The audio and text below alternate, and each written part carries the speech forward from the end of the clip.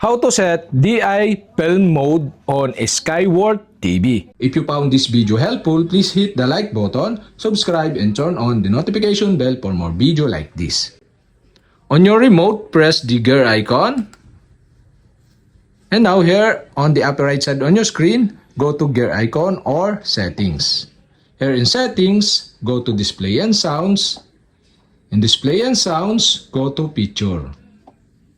In picture, scroll down and go to advanced settings. In advanced settings, here you can see the DL film mode. And the DL film mode is set into auto. So to set this or change this, go to this, and there are two options. You can set the DL film mode into off, or you can set into auto. So I decide to set into off. If this helpful, like, subscribe, and see you for my next video.